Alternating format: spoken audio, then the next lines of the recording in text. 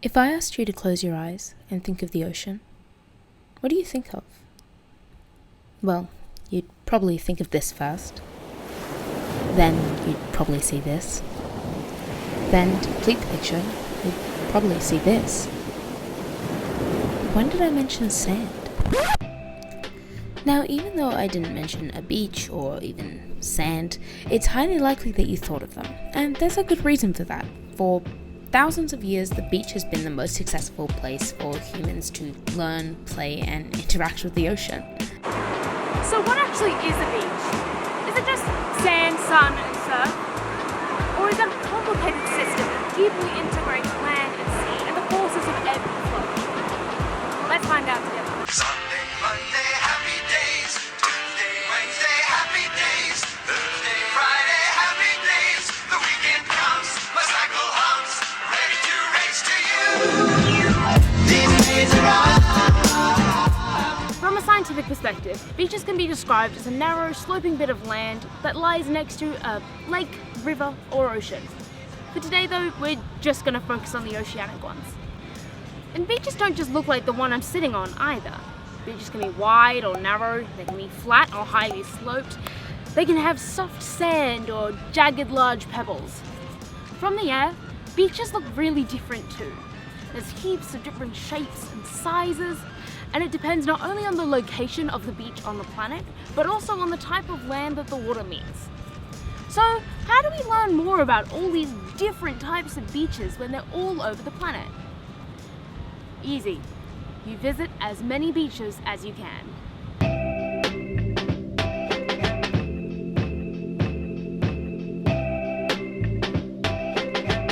Something? Ow!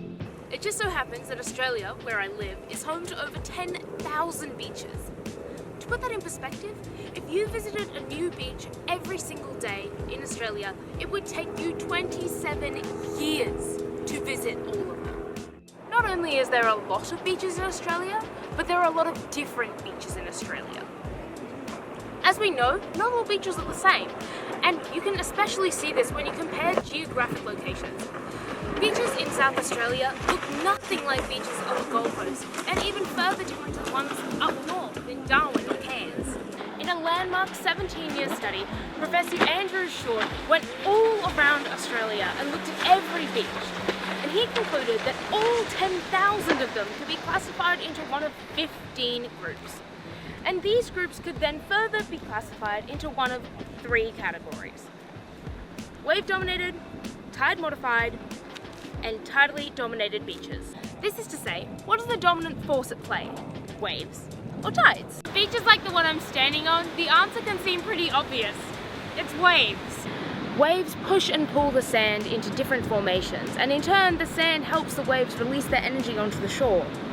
Because waves can be changed by so many different factors, namely weather, wind, or climate, wave-dominated beaches face the same effects. As the waves change, so do they. If you have a period with really strong waves, a lot of the sand will get swept out to sea and the beach will become smaller. If you have a period with really small waves, the beach will grow and gain more sand. And so wave-dominated beaches are perhaps the most variable kind of beaches that we have in Australia. The variation in these beaches not only lasts between years, but also seasons and even days. If a large storm hits, the beach is not going to look the same the next day as it did the day before.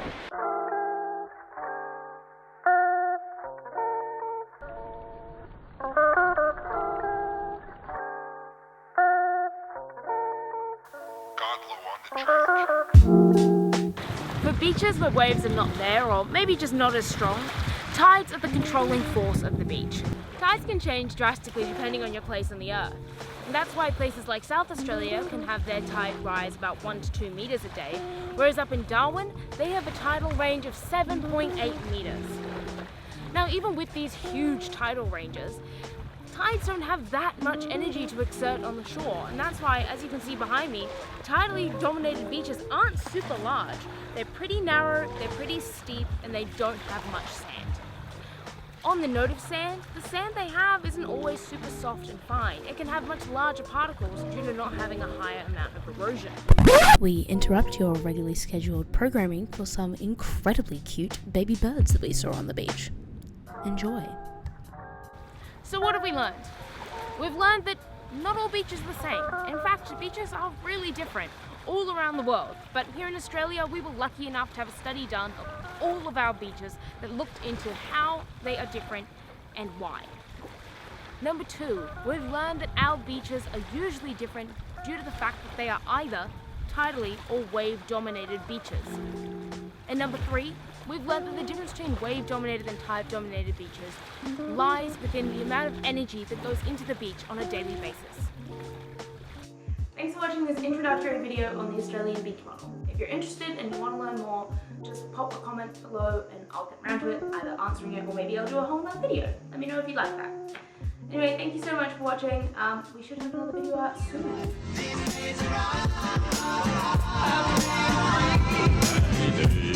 In a 17-year landmark study of every beach in Australia, professors